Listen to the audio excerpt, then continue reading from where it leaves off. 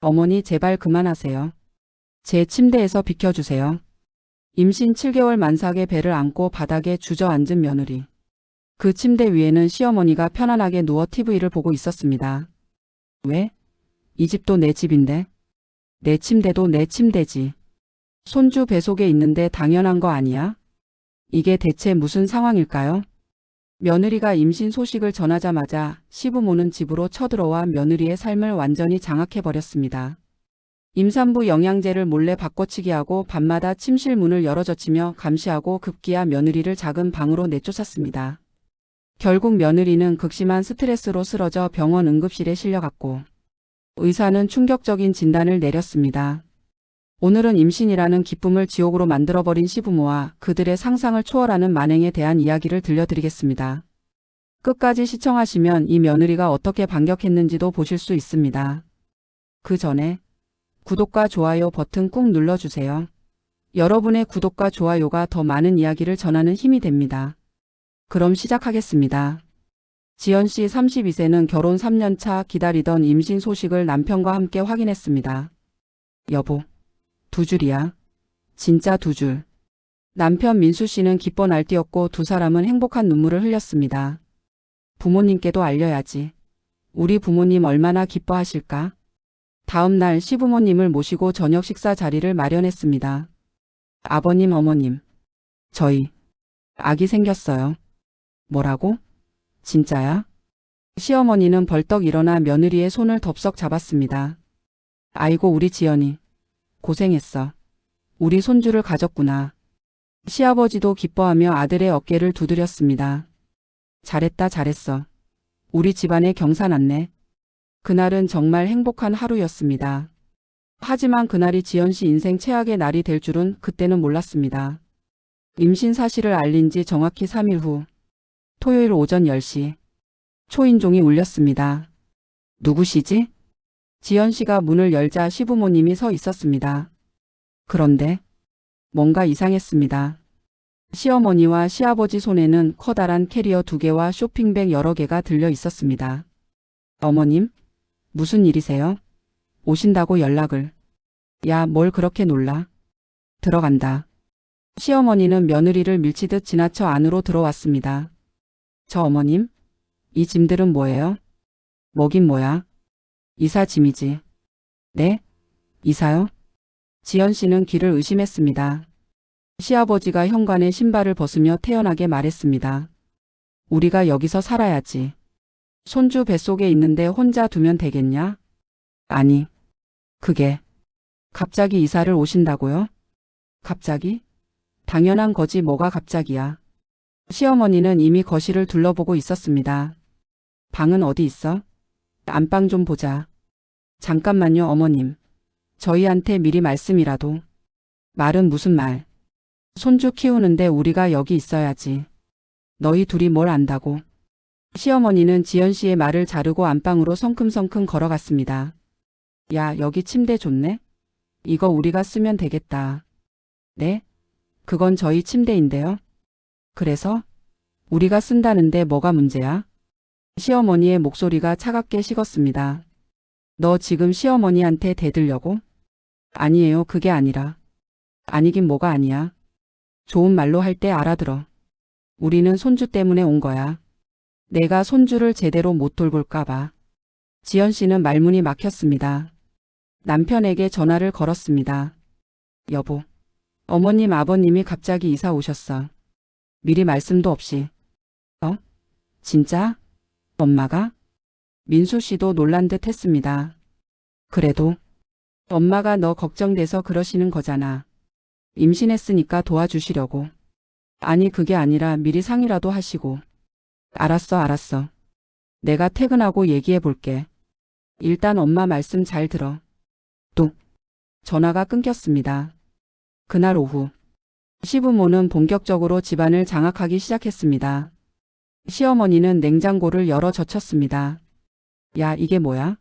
이 비싼 유기농 야채들? 네. 임신해서 좋은 걸로 먹으려고. 에이 돈 낭비. 이런 거 먹는다고 애가 더 똑똑해지냐? 그냥 일반 마트 거로 사. 하지만 농약이. 아무거나 먹은 애들이 다 건강하게 컸어. 너무 예민하게 굴지 마. 시어머니는 며느리가 정성스레 준비한 유기농 채소들을 쓰레기통에 버리기 시작했습니다. 어머님, 그거 비싼 건데요. 비싸면 뭐해, 쓸데없는데. 돈은 나중에 애 키우는데 써야지. 지연 씨는 분노가 치밀었지만 꾹 참았습니다. 임신 중에는 스트레스 받으면 안 돼. 참아. 하지만 이건 시작에 불과했습니다.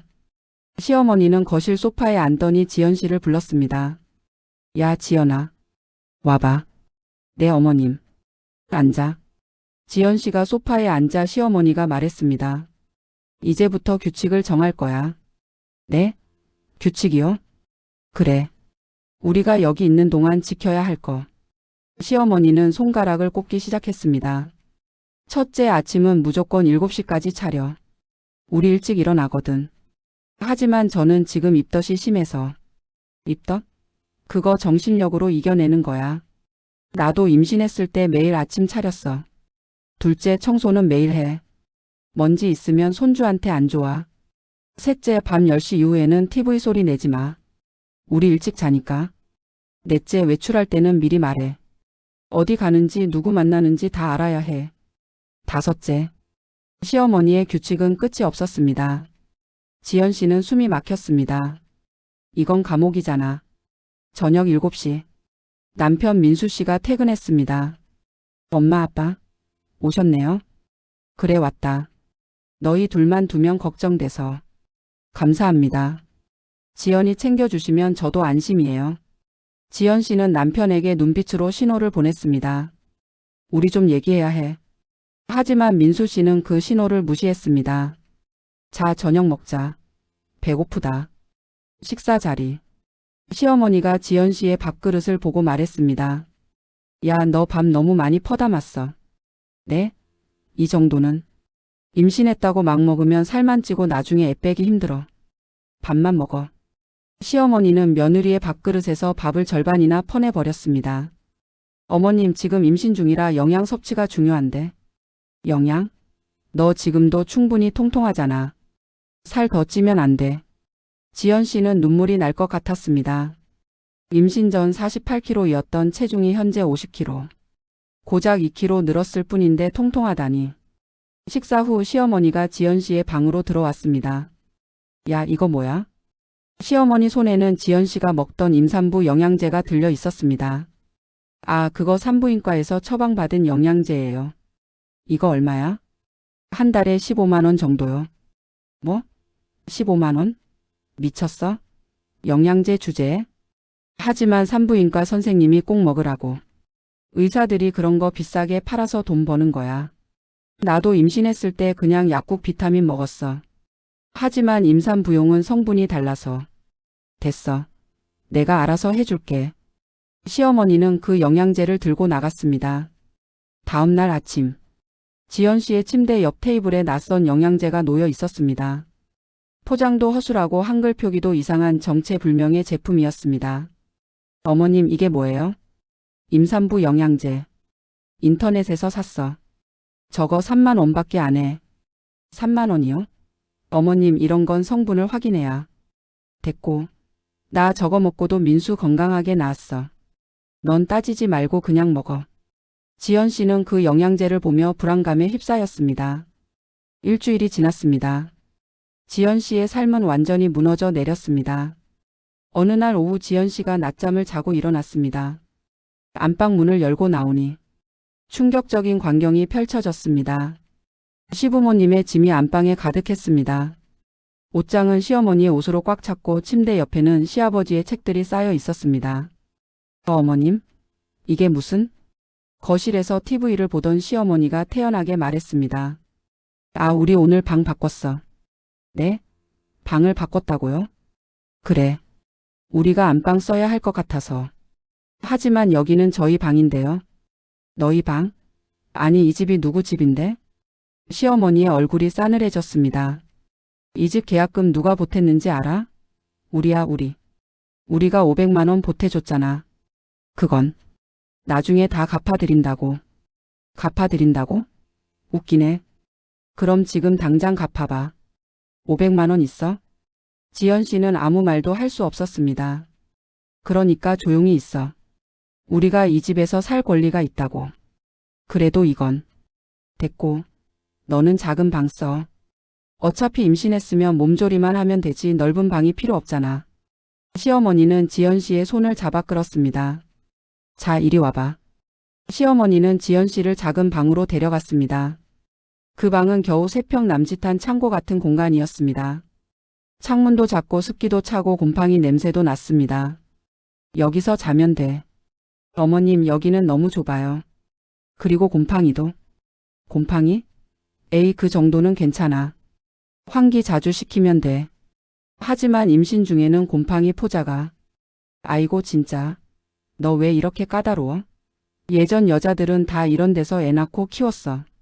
시어머니는 문을 쾅 닫고 나갔습니다.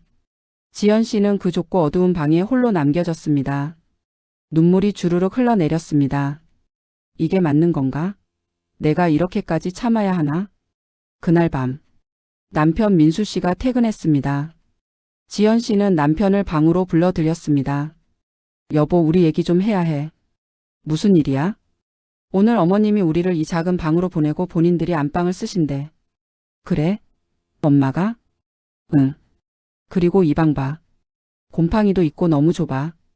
민수 씨는 방을 둘러보았습니다. 하지만 그의 반응은 지연 씨가 기대한 것과 달랐습니다. 뭐? 좀 좁긴 한데 견딜만하지 않아? 견딜만하다고? 여보, 나 지금 임신 중이야. 알아. 그래도 엄마 아빠가 나이 드셨잖아. 안방이 더 넓고 편하니까.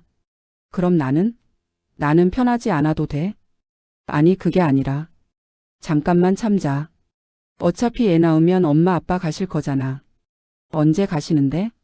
출산 후에도 계속 계실 것 같은데? 그래도 우리 부모님인데 조금만 참아줘. 민수 씨는 지연 씨의 손을 잡았습니다. 엄마가 너 챙겨주려고 오신 거잖아. 고마운 마음으로 생각하자. 지연 씨는 남편의 손을 뿌리쳤습니다.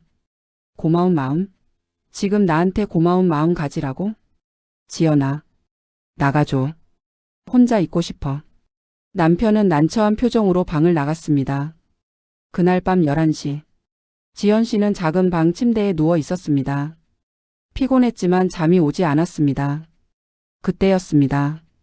끼. 방문이 열리는 소리. 누구세요? 불을 켜자 시어머니가 서 있었습니다. 어머님? 왜 노크도 안 하시고. 야, 애는 괜찮아?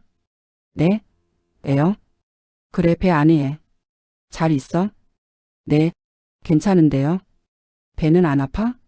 아니요, 괜찮아요. 다리는? 다리 안 붓고? 괜찮다니까요. 지연 씨의 목소리가 높아졌습니다. 어머님, 지금 밤 11시예요. 자고 있었는데. 자고 있었으면 어때? 나는 손주 걱정돼서 온 건데 왜 짜증이야? 짜증이 아니라 노크라도 하시고. 노크? 그게 중요해? 손주가 중요하지. 시어머니는 지연 씨의 배에 손을 올렸습니다. 야, 배 좀 만져봐도 되지? 어머님, 지금은 만져보기만 하면 되잖아. 시어머니는 무례하게 지연 씨의 배를 툭툭 쳤습니다. 애야, 할머니다. 건강하게 자라야 해. 지연 씨는 소름이 돋았습니다. 어머님, 이제 그만 나가주세요. 알았어. 예민하게 굴긴. 임신했다고 공주병 걸렸나. 시어머니는 투덜거리며 방을 나갔습니다. 하지만 문은 완전히 닫지 않았습니다. 살짝 열어둔 채로. 다음 날 밤에도, 또 다음 날 밤에도 시어머니의 방문은 계속되었습니다. 밤 10시, 11시, 심지어 새벽 1시에도. 애는 괜찮아? 배는 안 아파? 잘 자고 있어? 노크도 없이 허락도 없이. 지연 씨는 제대로 잠을 잘 수 없었습니다. 문이 언제 열릴지 몰라 항상 긴장 상태였습니다. 불면증이 시작됐습니다. 2주가 지났습니다. 지연 씨의 얼굴에는 다크서클이 짙게 드리워졌습니다. 체중은 오히려 줄었습니다. 스트레스와 불면증 그리고 제대로 된 식사를 하지 못한 탓이었습니다. 어느 날 아침, 지연 씨는 친구를 만나기로 했습니다. 오랜만에 숨통이 트이는 시간이 필요했습니다. 어머님, 저 오늘 오후에 친구 만나고 올게요. 거실에서 TV를 보던 시어머니가 고개를 돌렸습니다. 친구? 누구? 대학 때 친구요. 이름이 뭔데? 수진이요. 어디서 만나? 강남역 카페에서요. 몇 시에 가는데? 2시요. 몇 시에 와? 한 5시쯤요. 시어머니는 팔짱을 끼고 지연 씨를 쳐다봤습니다. 임신했는데 밖에 돌아다녀? 네? 산책도 하고 운동도 해야 좋다고 의사 선생님이. 의사가 뭘 알아? 임신하면 집에서 쉬어야지. 하지만 친구를 만나는 거잖아요. 친구 만나서 뭐해? 수다 떨고 카페인 등 커피 마시고? 커피는 안 마실 거예요. 그냥 얘기만. 안 돼. 네? 안 된다고. 밖에 나가지 마. 지연 씨는 믿을 수 없었습니다. 어머님, 제가 외출하는 것도 허락받아야 하나요? 당연하지. 너 혼자 몸이 아니잖아. 뱃속에 우리 손주가 있는데. 손주가 있어도 제 몸이에요. 제가 외출 정도는. 야, 지금 목소리 높이는 거야? 시어머니의 얼굴이 험악해졌습니다. 너 지금 나한테 대들어? 시어머니한테? 대드는 게 아니라 이건 너무 심한 것 같아서. 심하긴 뭐가 심해. 너 정신 차려. 지금 내 몸 상태도 안 좋은데 밖에 나가서 무슨 일 생기면 어떡하려고. 제 몸 상태는 제가 제일 잘 알아요.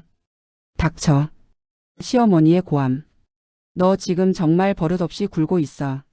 내가 얼마나 너 걱정해서 말하는데. 지연 씨는 눈물이 났습니다. 이게 걱정이세요? 그래, 걱정이지. 너 같은 애 혼자 내보내면 위험하다고. 결국 그날 지연 씨는 친구를 만나지 못했습니다. 친구에게 문자를 보냈습니다. 미안해, 오늘 못 갈 것 같아. 몸이 안 좋아서. 다음 날. 지연 씨는 산부인과 검진 날이었습니다. 혼자 병원에 가려는데 시어머니가 따라 나섰습니다. 어머님, 혼자 갈 수 있어요? 안 돼. 나도 가야지. 손주 상태 봐야지. 하지만. 됐고 빨리 가자. 병원 진료실. 의사 선생님이 초음파를 보며 말했습니다. 태아는 건강합니다. 그런데 산모님 체중이 줄었네요. 아? 네, 요즘 입덧이 좀. 입덧은 초기인데 지금은 중기잖아요. 스트레스 받으시나요? 아니요. 지연 씨는 시어머니의 눈치를 보며 대답했습니다. 정말 괜찮으세요? 표정이 안 좋아 보이는데. 괜찮아요, 선생님. 진료가 끝나고 밖으로 나왔습니다. 시어머니가 지연 씨의 팔을 잡았습니다. 야, 너 의사한테 뭐라고 한 거야? 아무 말도 안 했어요. 스트레스 받냐고 물어봤잖아. 너 설마 우리 얘기한 거 아니지? 안 했다니까요. 그래, 안 했으면 됐어. 괜히 밖에 나가서 우리 집안 얘기하고 다니지 마. 알았어? 네.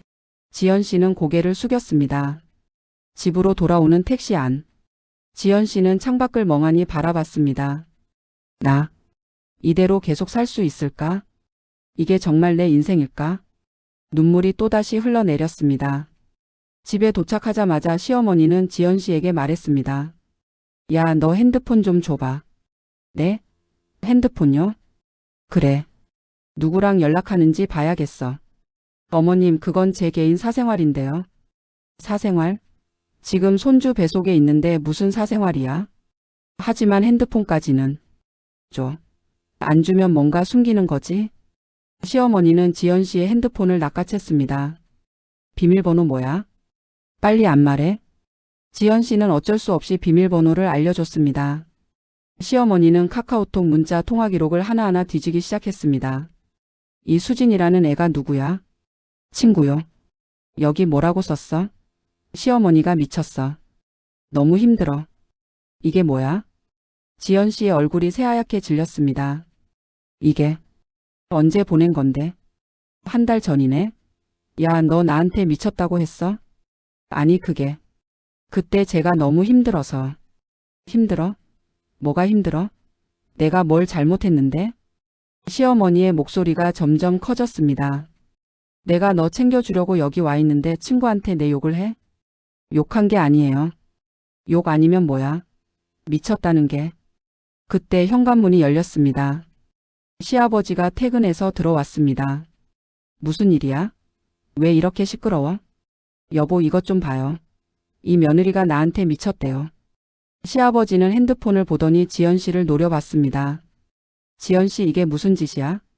죄송해요. 제가 그때 너무 뭐?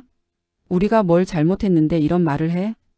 그게 아니라 이런 식으로 배은망덕하게 굴 거면 우리가 여기 왜 있어? 시아버지의 차가운 목소리. 당장 내 남편한테 전화해. 우리 앞에서. 네? 전화해서 사과해. 우리한테 미안하다고. 지연 씨는 떨리는 손으로 남편에게 전화를 걸었습니다. 여보. 왜? 무슨 일이야? 저기. 어머님 아버님께. 시어머니가 핸드폰을 낚아챘습니다. 민수야. 너 와봐. 당장. 30분 후 남편 민수 씨가 급히 퇴근해서 집에 도착했습니다. 무슨 일이에요? 이것 좀 봐. 시어머니는 민수에게 지연 씨의 문자 내용을 보여줬습니다. 민수 씨의 얼굴이 굳었습니다. 지연아. 이게 뭐야? 여보 그게. 제가 그때 너무 힘들어서. 엄마한테 미쳤다고? 너 정말 이렇게 생각한 거야? 아니 그게 아니라. 그게 아니긴 뭐가 아니야. 이렇게 썼잖아. 남편의 목소리가 높아졌습니다. 엄마가 널 얼마나 챙겨주시는데. 감사해야지 이런 말을 해? 여보 나 정말 힘들어. 힘들긴 뭐가 힘들어. 집에서 쉬기만 하잖아. 쉬기만? 나 지금. 지연 씨는 더 이상 말을 잇지 못했습니다. 목이 메었습니다. 눈물이 주르르 흘러내렸습니다. 그만 울어. 울면 뭐가 해결돼? 민수 씨는 짜증을 냈습니다. 엄마한테 사과해. 지금 당장. 빨리 안 해? 지연 씨는 떨리는 목소리로 말했습니다. 죄송합니다. 어머님. 진심으로 안 들리는데? 시어머니가 비꼬았습니다. 정말. 죄송합니다. 지연 씨는 바닥에 무릎을 꿇었습니다. 그날 밤. 지연 씨는 작은 방에서 혼자 울었습니다. 소리 없이 이불을 뒤집어 쓰고. 이게 정상인가? 나는 왜 이렇게 살아야 하지? 아기. 미안해. 엄마가 너무 약해서. 3주가 더 지났습니다. 지연 씨의 임신은 7개월에 접어들었습니다. 배는 점점 불러왔지만 지연 씨의 몸과 마음은 점점 무너져 내렸습니다. 체중은 임신 전보다 오히려 3kg이 줄었습니다. 불면증은 더 심해졌습니다. 하루에 2~3시간밖에 자지 못했습니다. 어느 날 오후. 지연 씨는 너무 피곤해서 거실 소파에 잠깐 누워 있었습니다. 그때였습니다. 야, 거기서 뭐해? 시어머니의 날카로운 목소리. 죄송해요. 너무 피곤해서. 피곤해? 집에서 뭘 해서 피곤해? 배가 무거워서 밤에 잠을 잘 못 자요. 에이 나도 임신했을 때 밤새 일했어. 그 정도로 힘들다고 하면 안 돼. 시어머니는 지연 씨를 일으켜 세웠습니다. 일어나서 설거지나 해. 부엌에 그릇 쌓여 있어. 지금요? 조금만 쉬고. 조금? 하루 종일 쉬잖아. 빨리 안 해? 지연 씨는 비틀거리며 부엌으로 갔습니다. 싱크대에는 점심 식사 그릇들이 가득했습니다. 설거지를 하던 중 갑자기 현기증이 왔습니다. 휘청. 지연 씨는 싱크대를 붙잡았습니다. 괜찮아? 시어머니가 물었지만 그 목소리에는 걱정이 없었습니다. 네, 괜찮아요. 그럼 빨리 끝내. 지연 씨는 이를 악물고 설거지를 마쳤습니다. 그날 저녁 식사 준비를 하던 중이었습니다. 시어머니가 냉장고를 열어보더니 소리쳤습니다.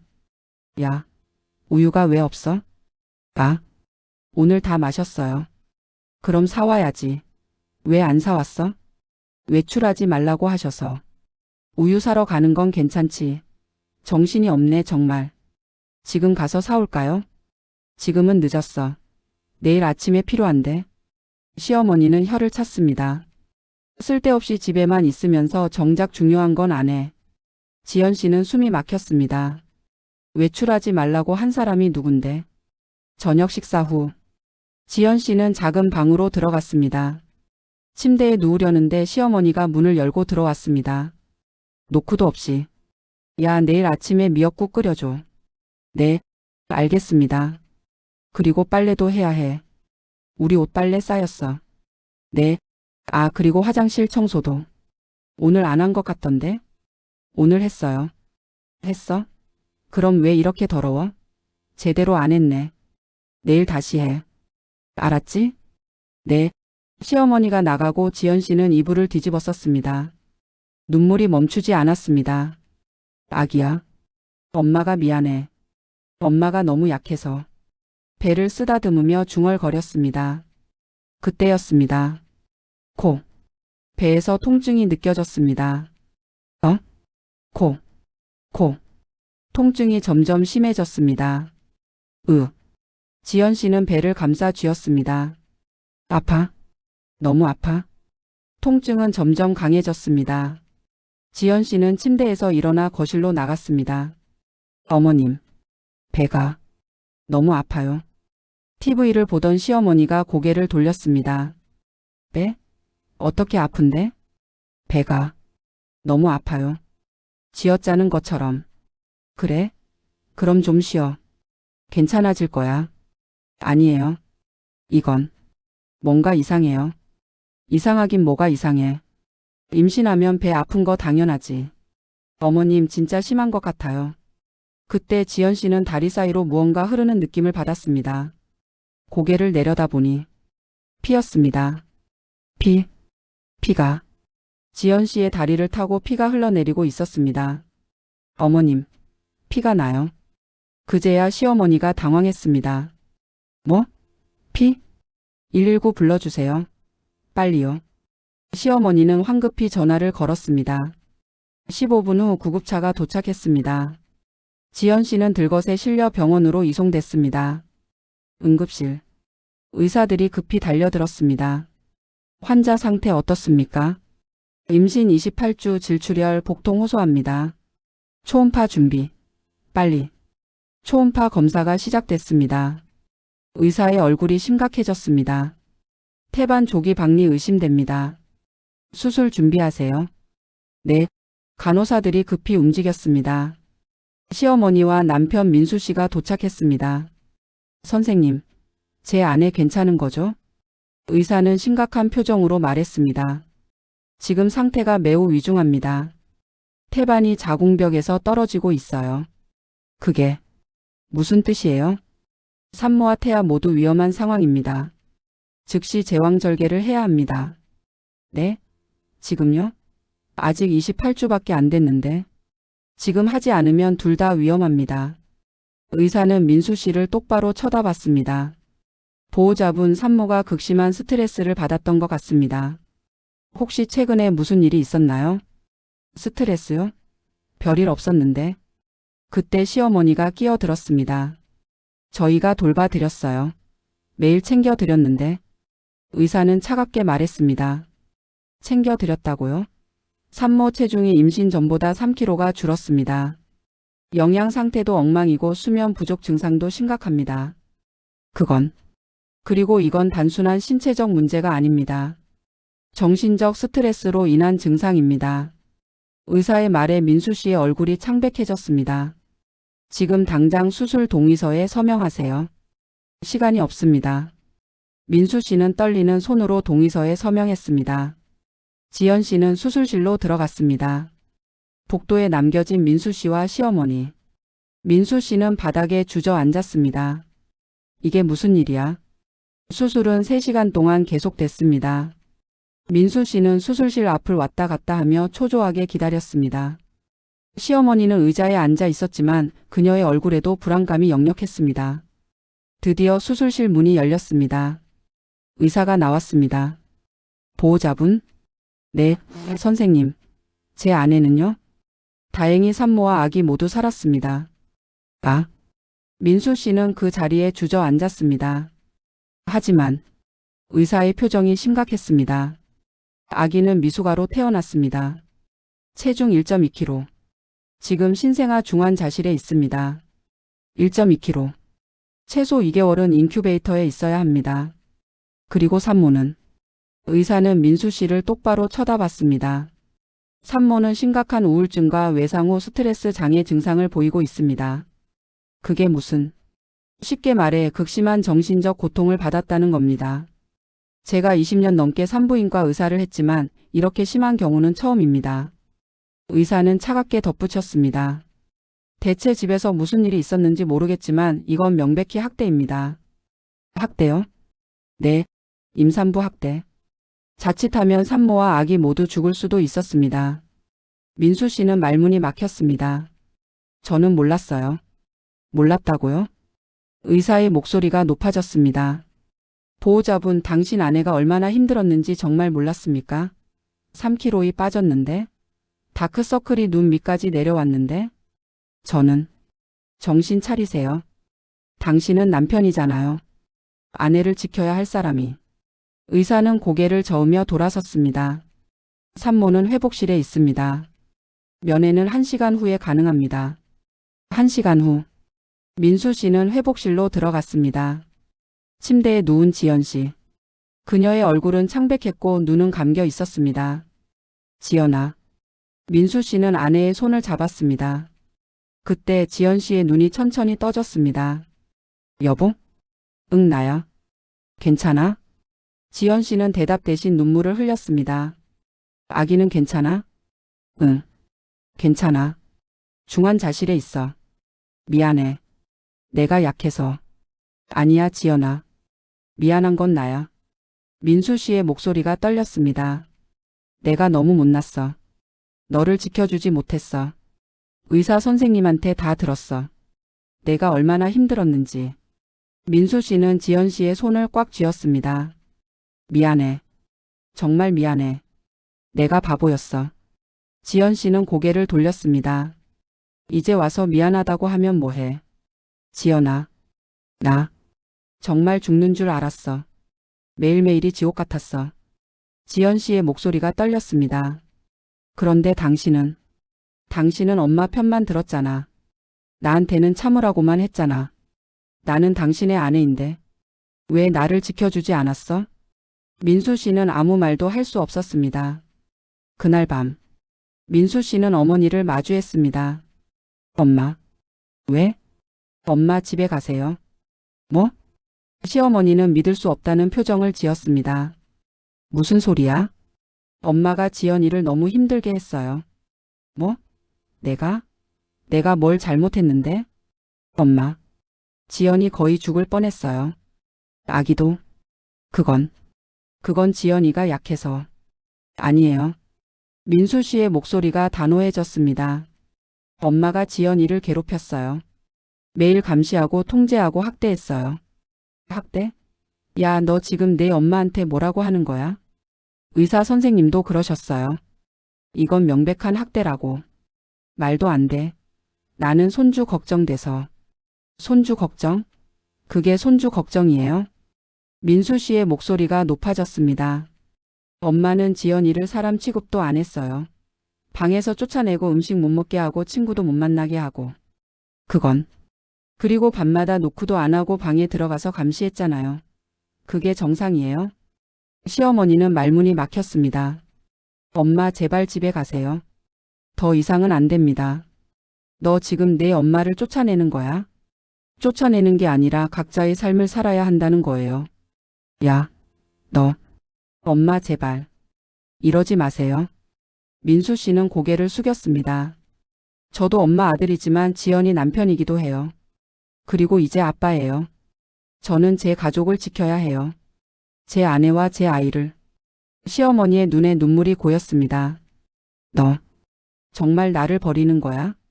버리는 게 아니에요. 각자의 자리로 돌아가는 거예요. 시어머니는 아무 말 없이 돌아섰습니다.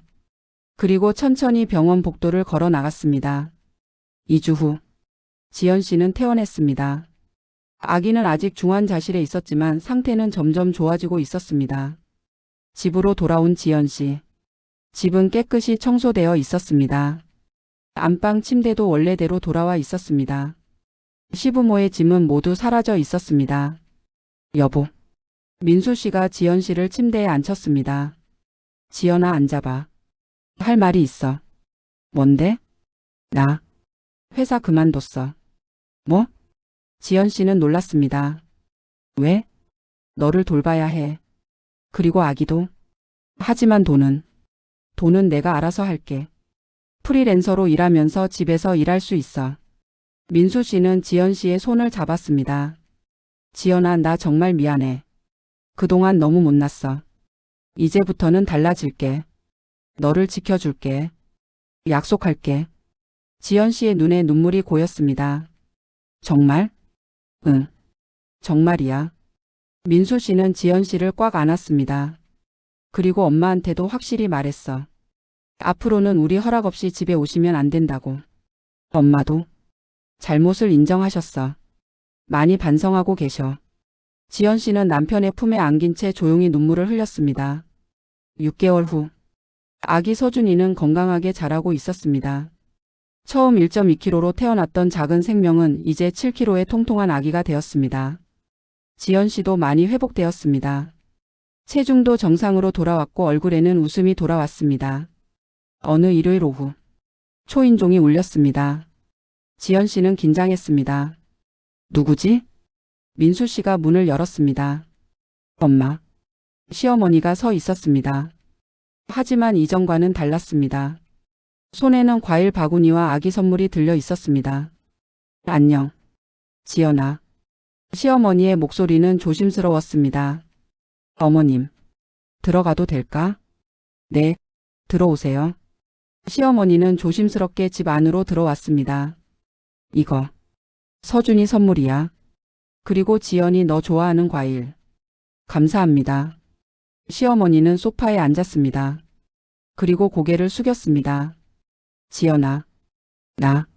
정말 미안해. 내가 너무 심했어. 너를 사람 취급도 안 했지. 시어머니의 목소리가 떨렸습니다. 손주가 너무 기대돼서. 그리고 내가 잘못할까봐 걱정돼서. 그렇게 행동했는데. 그게 다 핑계인 거 알아? 나는 그냥 너를 통제하고 싶었던 거야. 내가 내 말을 들어야 한다고 생각했어. 시어머니는 눈물을 닦았습니다. 지난 6개월 동안 정말 많이 반성했어. 상담도 받았어. 상담이요? 응. 심리상담. 선생님이 그러시더라. 내가 경계선이 없다고. 다른 사람의 영역을 침범하는 게 너무 심하다고.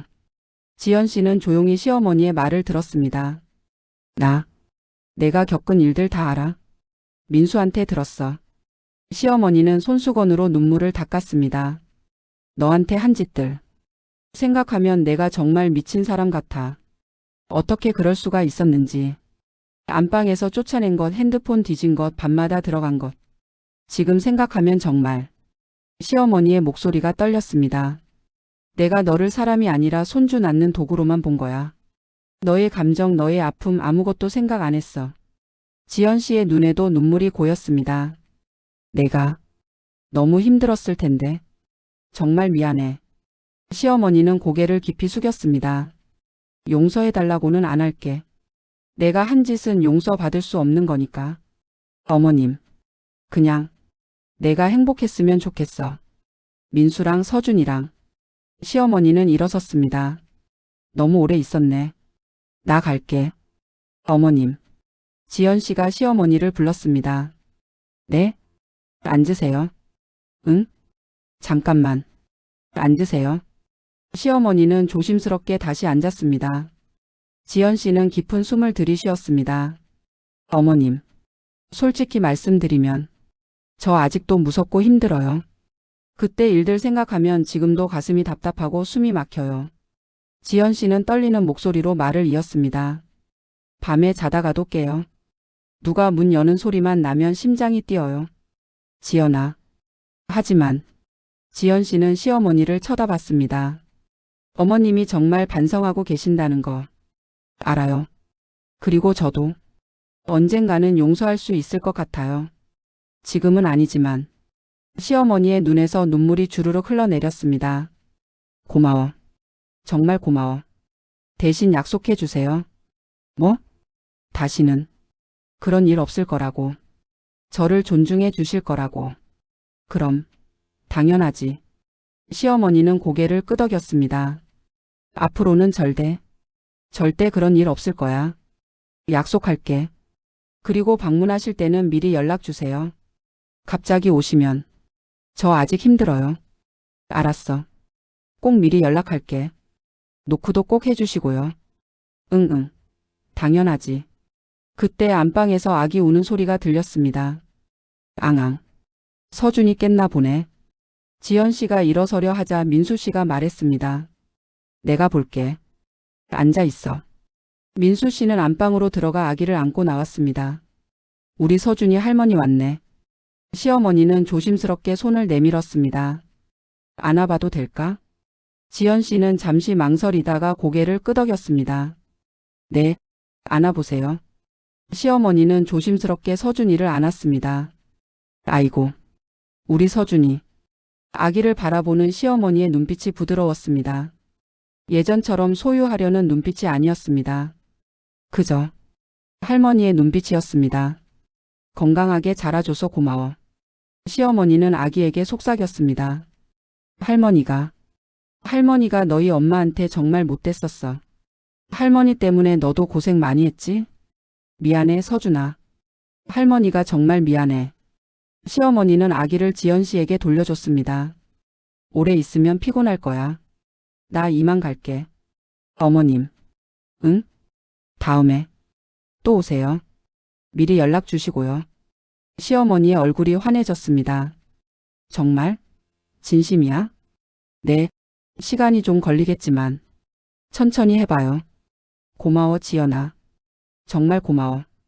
시어머니는 현관으로 향했습니다. 문 앞에서 한 번 더 돌아봤습니다. 지연아. 네?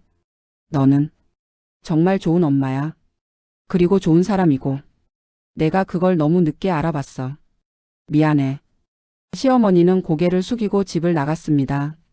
문이 닫히고 지연 씨는 아기를 안은 채 창문 너머로 시어머니가 떠나는 모습을 바라봤습니다. 민수 씨가 뒤에서 지연 씨를 안았습니다. 괜찮아? 응. 괜찮아. 힘들었지? 조금. 하지만 이제 시작인 것 같아. 시작? 응. 진짜 회복의 시작. 지연 씨는 배 속의 아기를 내려다봤습니다. 서준아, 엄마가 약속할게.